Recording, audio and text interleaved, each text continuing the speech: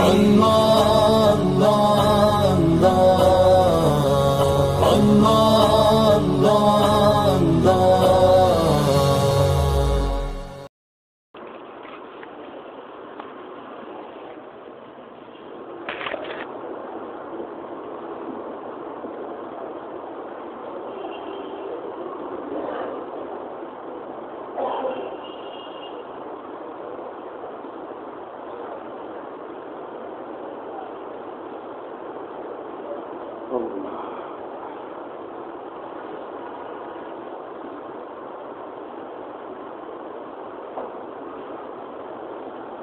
بسم الله الرحمن الرحيم.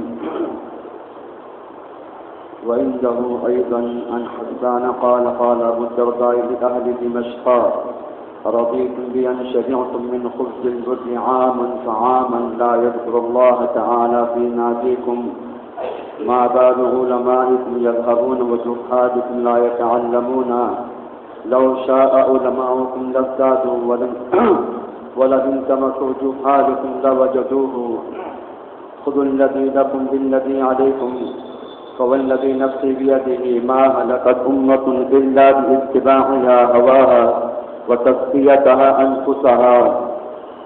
وعنده أيضا أن معاوية بن قرة عن أبي عن أبي الدرداء قال تعلموا قبل أن يرفع العلم إن رفع العلم ذهاب العلماء إن العالم والمتعلم في الأجر سواء وإنما الناس رجلان عالم ومتعلم ولا خير فيما بين ذلك. وأخرج ابن عبد البر في جامعه عن عبد الرحمن بن مسعود الفرازي أن أبا الدرداء قال ما من أحد يغدو إلى المسجد لخير يتعلمه أو يعلمه إلا كتب له أجر مجاهد لا ينقلب إلا غانما. وعنده أيضا عن ابن أبي الهذيل قال قال أبو الدرداء من رأى الغدو والرواح إلى العلم ليس بجهاد فقد نقص عقله ورأيه. وعنده أيضا عن رجاء بن حيوة أنه قال العلم بالتعلم.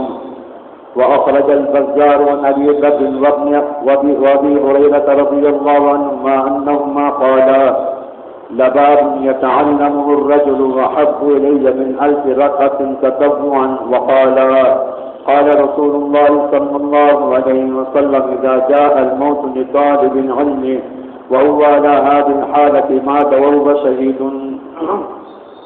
وأخرج ابن عبد البر في جامع بيان العلم عنهما نحوه بزيادة تتبع وزاد في الموقوف عنهما وباب من العلم يعلمه أمر به أو لم يعمل به أحب إلينا من 100 ركعة تطوع. وأخرج ابن زنجبيل عن أبي الأسدي قال سألت ابن عباس رضي الله عنهما عن الجهاد فقال ألا أدلك على ما هو خير لك من الجهاد تجيء مسجدا فتعلم فيه القرآن والفقه في الدين أو قالت كنا كذات الكنز. وعند ابن عبد البر في جامع بيان العلم عن أبي الأسدي قال سألت ابن عباس عن الجهاد فقال ألا أدلك على ما هو خير لك من الجهاد تبني مسجدا تعلم فيه القرآن وسنن النبي صلى الله عليه وسلم والفقه في الدين. وعنده أيضا عنه قال معلم الخير يستغفر له كل شيء حتى الحوت في البحر. انتہائی قابل احترام بزرگ اور دوستوں، کسی بھی عمل کی تاثیر اور جاذبیت کا ظہور اور کسی بھی عمل کے منافع اور فضائل کا حصول اتباع سنت کے ساتھ موقوف ہے. کسی بھی عمل کی جتنی ترغیب ہے، کسی بھی عمل کی جتنی تاثیر ہے اور کسی بھی عمل میں جتنی جاذبیت ہے اور کسی بھی عمل کے ساتھ جتنے منافع اور فضائل کا وعدہ کیا گیا ہے، یہ ساری تاثیر اور جاذبیت اور یہ سارے منافع اور فضائل اتباع سنت کے بغیر حاصل ہو ہی نہیں سکتے. اس لیے ہم سب کی سب سے بڑی ذمہ داری ہے، ہم سب کے سب سے بڑی ذمہ داری دعوت، عبادت اور تعلیم و تعلیم کو مصنون طریقوں سے مزین کریں۔ ہماری سب سے بڑی بنیادی ذمہ داری دعوت، عبادت اور تعلیم و تعلم کو مصنون طریقوں سے مزین کریں اور مروجہ شکلوں سے اور مجربہ طریقوں سے ان چیزوں کو محفوظ کریں۔ مروجہ شکلیں اور مجربہ طریقے، یہ شکل بھی ہے، یہ شکل بھی ہے، اور اپنے تجربات کے طریقے دعوت کو، عبادت کو اور تعلیم و تعلم کو مروجہ شکلوں سے اور مجربہ طریقوں سے محفوظ رکھیں، کیونکہ میرے پیارے بھائیوں، جس عمل میں رواج داخل ہو جاتا ہے اس کی جان نکل جاتی ہے۔ رواج جس عمل میں داخل ہو اس کی جان نکل جائے گی، اور تجربات کی بنیاد پر جو عمل کیا جاتا ہے، تجربات کی بنیاد پر جو عمل کیا جاتا ہے، جو طریقے تجربات کی بنیاد پر ایجاد کیے جاتے ہیں، وہ طریقے حقیقت اور منافع سے ایسے خالی ہوتے ہیں جیسے زبان سے نکلنے والے خوب بے اثر ہو۔ تجرباتی طریقے اثرات سے، فضائل سے ایسے خالی ہوتے ہیں، بلکہ حقیقی بات یہ ہے، سمجھنا چاہیے، دعوت کی تاثیر اور مذاکرے کی قوت ختم ہی ہوتی ہے تجربات کے ذریعے۔ دعوت کی تاثیر اور مذاکرے کی قوت ختم ہو جاتی ہے تجربات کے ذریعے جب کام کے طریقوں میں تجربات داخل ہوتا ہے، رواج داخل ہوتا ہے۔ مولانا یوسف صاحب رحمۃ اللہ علیہ فرماتے تھے، جو لوگ دعوت کے طریقوں میں، عبادات میں، دین میں اپنے تجرباتی طریقوں پر چلیں گے، اللہ تبارک تعالیٰ ان کو ان کے تجربات میں جھوٹا کر کے رہیں گے، اپنی قدرت دکھانے، ان کو ان کے تجربات میں جھوٹا کر کے رہیں گے، اپنی قدرت دکھانے۔ اس لیے ہماری ذمہ داری ہے دعوت، عبادت اور تعلیم و تعلم کو مصنون طریقوں سے مزین کریں۔ کیوں؟ اس کی وجہ سنو، اگر دعوت مصنون طریقے کے بغیر ہوگی تو ہدایت سے خالی ہوگی۔ دعوت اگر مصنون طریقے کے بغیر ہے تو ہدایت سے خالی ہوگی۔ سننا غور سے بات، ہماری درخواست ہے، دعوت اگر مصنون طریقے کے بغیر ہے تو ہدایت سے خالی ہوگی۔ عبادت اگر مصنون طریقے کے بغیر ہے تو وعدوں کی تکمیل سے اور برکات کے زور سے خالی ہوگی۔ عبادت اگر مصنون طریقے کے بغیر ہے تو وعدوں کی تکمیل نہیں ہوگی اور برکات کا ظہور نہیں ہوگا۔ اور اگلی بات سنو، تعلیم و تعلم اگر مصنون طریقے سے ہٹ جائے گی، تعلیم و تعلم اگر مصنون طریقے سے ہٹ جائے گی تو تعلیم اور تعلم کے وسائل کے باوجود امت کی جہالت ختم نہیں ہوگی۔ آج مجھے آپ سب دل سے ہاتھ رکھ کے بتاؤ، اس زمانے کے اندر تعلیم و تعلم کے جتنے شعبے ہیں اور جتنی شکلیں ہیں اس سے پہلے بھی نہیں، لیکن اس زمانے میں امت کی جتنی جہالت ہے اس سے پہلے بھی نہیں۔ دعوت اگر مصنون طریقے سے ہٹ جائے گی تو ہدایت سے خالی ہو جائے گی۔ عبادات اگر مصنون طریقے سے ہٹ جائے گی تو وعدوں کی تکمیل اور برکات کے ظہور سے خالی ہوگی۔ اور تعلیم و تعلم اگر مصنون طریقے سے ہٹ جائے گی، محترم دوستوں بزرگوں، تو تعلیم اور تعلم کے وسائل کے کثرت کے باوجود امت کی جہالت دن بدن بڑھتی چلی جائے گی، جہالت ختم ہو۔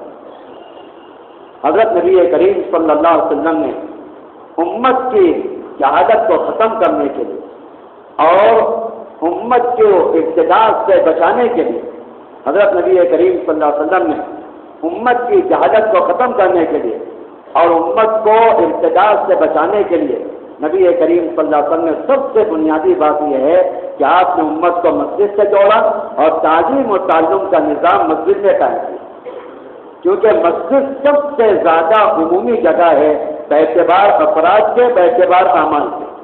کیوں بھائی؟ عمومی سارے اعمال کہاں ہوتے ہیں؟ مسجد میں ہوتے ہیں، اور افراد ہر فرد مسجد میں آتے ہیں۔ مسجد میں باعتبار افراد کے بھی تعمیم ہے اور باعتبار اعمال کے بھی تعمیم ہے۔ جب تعلیم و تعلم کا نظام مسجد میں قائم ہوگا تو تعلیم میں بھی تعمیم آئے گی، یعنی ہر فرد اپنے دین کا عالم ہوگا اور ہر فرد اپنے دین پر استقامت کے ساتھ چلنے والا ہوگا۔ جتنا تعلیم سے تعمیم نکل جائے گی، عمومیت، اور جتنا تعلیم میں تخصیص آئے گی، خصوصیت، تعلیم کو نکال دیا عمومی جگہوں سے، تعلیم کو مقید کر دیا طالبین کے ساتھ، تعلیم کو مقید کر دیا خاص جگہوں کے ساتھ، تعلیم میں جتنی تعمیم ختم ہوگی اتنا امت میں جہالت آنا، تھوڑا توجہ چاہیے بات، تعلیم میں جتنی تعمیم ختم ہو اتنا امت میں جہالت آنا۔ امام مالک رحمۃ اللہ علیہ فرماتے تھے جب خواص کی رعایت میں عوام کو علمی حلقوں سے نکال دیا جائے گا تو خواص کو بھی علمی منافع حاصل نہیں ہوں گے۔ امام مالک رحمۃ اللہ علیہ فرماتے ہیں جب خواص کی رعایت میں عوام کو علمی حلقوں سے نکال دیا جائے گا تو خواص بھی علمی منافع سے محروم ہو جائیں گے، اور جب تعلیم اور تعلم کے حلقے مسجدوں سے نکال دیے جائیں گے تو امت کی اکثریت جہالت میں مبتلا ہو جائے گی۔ اس لیے حضرت نبی کریم صلی اللہ علیہ وسلم نے تعلیم اور تعلم کا نظام مسجد میں قائم کیا تاکہ امت کے عموم میں علم آئے، کیونکہ میرے دوستوں بزرگوں علم سے استغنا ایسے ہی حرام ہے جیسے دین سے استغنا حرام ہے۔ کیوں بھائی؟ کوئی مسلمان دین سے مستغنی ہو سکتا ہے کہ ہمیں دین کی ضرورت نہیں ہے؟ علم سے استغنا ایسے ہی حرام ہے جیسے دین سے استغنا حرام ہے، اور امت میں علم آ نہیں سکتا ہے، امت ارتداد اور جہالت سے بچ نہیں سکتی ہے جب تک کہ تعلیم اور تعلم کا نظام مسجدوں میں قائم نہیں کیا جائے۔ کیوں؟ اس کی وجہ سمجھو، ارتداد اسی وقت ختم ہوگا اور جہالت اسی وقت ختم ہوگی جب کہ امت مسجد کے ماحول میں اور فرشتوں کی صحبت میں علم کو سیکھنے اور سکھانے کا اہتمام کرے، کیونکہ فرشتے سب سے زیادہ اللہ تبارک تعالیٰ کو جاننے والے ہیں اور سب سے زیادہ اللہ کے اطاعت پر استقامت کے ساتھ جمے رہنے والے ہیں۔ بعض فرشتے تو وہ ہیں جو ہمیشہ کے لیے رکوع میں، بعض فرشتے تو وہ ہیں جو ہمیشہ کے لیے سجدے میں، بعض فرشتے تو وہ ہیں جو ہمیشہ کے لیے قیام میں، اور سارے فرشتوں کی بنیادی صفت ہے وَيَفْعَلُونَ مَا يُؤْمَرُونَ، وہ اللہ کے اطاعت پر رہتے ہیں۔ فرشتوں کی صحبت سے امت ارتداد سے محفوظ ہوگی، دین پر استقامت امت پائے گی، اور فرشتوں کی صحبت سے امت جہل سے محفوظ ہوگی، کیونکہ اللہ تبارک تعالیٰ کے سب سے زیادہ معرفت فرشتوں کو ہے۔ جب تک مسجدوں کے اندر تعلیم و تعلم کا نظام قائم نہیں ہوگا، علماء مساجد میں اپنا فارغ وقت نہیں دیں گے اور عوام اپنے فارغ وقت کو مسجد میں دے کر تعلیم و تعلم کے اہتمام نہیں کریں گے، امت کی جہالت بھی ختم نہیں ہوگی اور امت ارتداد سے محفوظ نہیں ہوگی۔ اس لیے آپ دیکھو حضرات صحابہ کیسی ترغیب دیتے تھے، مسجدوں کے اندر اپنا فارغ وقت دے کر تعلیم و تعلم کی کیسے ترغیب دیتے تھے، کیسے اہتمام فرماتے تھے، علماء کو متوجہ کرتے تھے علم دین سکھانے پر، عوام کو متوجہ کرتے تھے علم دین کے سیکھنے پر۔ سنو عجیب حیرت کی بات، غور سے بات سننا، عجیب حیرت کی بات ہے، لوگ اپنا فارغ وقت مسجدوں میں نہیں دیتے ہیں اپنے رزق کی مشغولی کی وجہ سے۔ بھئی ہمارے پاس دکان ہے، کاروبار ہے، دھندا ہے، ہم اپنا فارغ وقت مسجد میں کیسے دیں؟ حالانکہ ابو درداء فرماتے ہیں تم جتنا اپنا فارغ وقت مسجد میں دو گے اللہ پاک اتنا تمہاری رزق کی کفالت فرمائے۔ تم جتنا اپنا فارغ وقت مسجد میں دو گے تعلیم و تعلم کے لیے اللہ تعالیٰ اتنا ہی تمہاری رزق کی کفالت فرمائے۔ آدمی رزق کی مشغولی میں اپنا فارغ وقت مسجد میں نہیں دیتا ہے، حالانکہ جتنا فارغ وقت مسجد میں دیا جائے گا اور تعلیم و تعلم کا اہتمام ہوگا جہالت ختم ہوگی اور اللہ پاک رزق کی کفالت فرمائیں گے۔ دیکھیے ابو درداء رضی اللہ تعالیٰ دمشق والوں کو ترغیب دے رہے ہیں علم کو سیکھنے سے، فرماتے ہیں دمشق والوں سے ارضیتم، کیا تم اس بات سے راضی ہو گئے کہ تم گیہوں کی روٹی سے سال بھر اپنا پیٹ بھرتے ہو، تمہاری مجلسوں میں اللہ کا ذکر نہیں ہوتا؟ تم اس بات سے راضی ہو گئے کہ تم سال بھر پورا سال گیہوں کی روٹی سے پیٹ بھرتے ہو، یعنی تمہاری زندگی سے کھانے پینے میں رہ گئی، تمہاری مجلسوں میں اللہ کا ذکر نہیں ہوتا ہے؟ کیا حال ہے تمہارے علماء کا کہ وہ دنیا سے جا رہے ہیں، اور کیا حال ہے تمہارے عوام کا وہ علم سیکھتے نہیں ہیں؟ علماء دنیا سے رخصت ہو رہے ہیں، سکھانے کا اہتمام نہیں ہے، اور عوام علم سیکھتے نہیں ہے۔ فرماتے ہیں لو شاء علماءکم لازدادوا، اگر علماء چاہتے تو ان کے علم میں اضافہ ہو جاتا، علماء بڑھتے چلے جاتے۔ اگر علماء اپنا فارغ وقت مسجد میں دیں گے اور لوگوں کو سکھانے کا اہتمام کرتے علماء میں اضافہ ہوتا. وَإِن تَمَسَّتْ غَالُكُمْ، اور اگر تمہارے عوام علم کو حاصل کرتے وہ علم کو ضرور پا لیتے. اب دیکھیے کتنی مزے کی بات کی. خُذُوا الَّذِي لَكُمْ بِالَّذِي عَلَيْكُمْ، اس چیز کو حاصل کرو جو اللہ نے تمہارے لیے مقدر میں لکھی ہے، یعنی رزق. بِالَّذِي عَلَيْكُمْ، اس چیز کے ذریعے جو اللہ نے تم پر فرض کی ہے، یعنی دین کا سیکھنا. دین سیکھو تو تم اپنا رزق بھی پاؤ. فرماتے ہیں سنو، اس ذات کی قسم جس کے قبضے میری جان ہے، کوئی امت دنیا کے اندر تباہ نہیں ہوئی ہے مگر اپنے خواہشات کی اتباع. اور خواہشات کی اتباع جہل کی وجہ سے ہوتی ہے. خواہشات کی اتباع جہل کی وجہ سے ہوتی ہے. کوئی امت دنیا کے اندر تباہ نہیں ہوئی ہے مگر اپنی خواہشات کی اتباع سے اور اپنے آپ کو بڑا سمجھنے کی وجہ سے. حضرت معاویہ ابن قرہ فرماتے ہیں، ابو درجہ سے نقل فرماتے ہیں کہ علم سیکھو اس سے پہلے کہ علم دنیا سے رخصت ہو جائے. علم سیکھو اس سے پہلے کہ علم دنیا سے رخصت ہو جائے. علم کا رخصت ہونا علماء کا انتقال کرنا ہے. علماء کا انتقال کرنا ہی علم کا رخصت ہونا ہے. علماء انتقال کرتے چلے جائیں گے، علم دنیا سے رخصت ہو جائے. پھر فرمانے عالم اور متعلم اجر میں برابر ہے. عالم اور متعلم جتنا اجر اللہ تبارک تعالیٰ عالم کو عطا فرمائیں گے اتنا اجر اللہ تبارک تعالیٰ متعلم کو عطا فرمائیں گے. بلکہ مزے کی بات سنو، ابو دردہ فرماتے ہیں دو ہی آدمی مرد کہلانے کے لائق ہے، عالم اور متعلم. ان دونوں کے سوا لوگوں میں کوئی خیر نہیں. انما الناس رجلان، دو ہی انسان مرد کہلانے کے لائق ہے. کون؟ عالم اور متعلم. ان کے سوا لوگوں میں کوئی خیر نہیں ہے. حضرت عبد الرحمن ابن مسعود فراسی نقل کرتے ہیں، ابو دردہ رضی اللہ عنہ فرماتے ہیں جو مسلمان بھی مسجد میں آتا ہے کسی دین کی بات کو سیکھنے کے لیے یا سکھانے کے لیے، اللہ تبارک تعالیٰ اس کے لیے اس مجاہد کا اجر لکھ دیتے ہیں جو غنیمت کے بغیر نہیں لوٹتا ہے. ایک بات سیکھنے کے لیے آپ مسجد میں آئے، ایک بات سکھانے کے لیے آپ مسجد میں آ گئے، اللہ تبارک تعالیٰ آپ کو مجاہد کا اجر عطا فرمائیں گے. اگلی بات سنو، ابو الحذیل فرماتے ہیں، ابو دردہ فرماتے تھے جو صبح شام مسجد میں جانے کو جہاد میں شامل نہیں کرتا، جو صبح شام مسجد میں علم کے لیے جانے کو جہاد میں شامل نہیں کرتا ہے اس کی عقل ختم ہو گئی ہے، اس کی سوچ بوجھ بیکار ہو گئی. ابو دردہ فرماتے جو صبح شام علم سیکھنے کو، علم کے لیے سیکھنا، مسجد میں جانے کو جہاد نہیں سمجھتا ہے اس کی عقل ختم ہو گئی ہے، اس کی سوچ بوجھ بیکار ہو گئی ہے. ابو ذر رضی اللہ عنہ، ابو ہریرہ رضی اللہ عنہ فرماتے ہیں کہ علم کا ایک بار مسلمان سیکھ لے 1000 رکعت نفل پڑھنے سے بہتر ہے. علم کا ایک بار مسلمان سیکھ لے 1000 رکعت نفل پڑھنے سے بہتر ہے. اور وہ دونوں فرماتے ہیں، نبی کریم صلی اللہ علیہ وسلم نے ارشاد فرمایا مسلمان کی موت اگر علم سیکھتے ہوئے آئے گی تو شہادت کی حالت میں مرے گا. مسجد میں بیٹھ کے آپ علم سیکھ رہے ہیں، اذا جاء الموت لطالب العلم، مسلمان کی موت اگر علم سیکھتے ہوئے آئے گی تو وہ شہادت کی حالت میں مرے گا. ابن زنجوی نقل کرتے ہیں حضرت علی غزی سے، فرماتے ہیں کہ میں نے عبداللہ بن عباس سے جہاد کے تعلق سے معلوم کیا. سنو عجیب بات ہے، بہت مزے کی حدیث کہ میں اللہ کے راستے میں جہاد کرنا چاہتا ہوں. تو آپ نے فرمایا، عبداللہ بن عباس فرما رہے میں تمہیں ایسا عمل نہ بتاؤں جو تیرے لیے جہاد سے بھی بہتر ہو. یہ کون سا عمل ہے؟ کہنے لگے کہ تم مسجد جا اور مسجد میں جا کر لوگوں کو قرآن سکھا. مسجد جا، لوگوں کو قرآن سکھا، لوگوں کو دین سکھا، لوگوں کو سنت سکھا، یہ تیرے لیے جہاد سے بہتر ہے.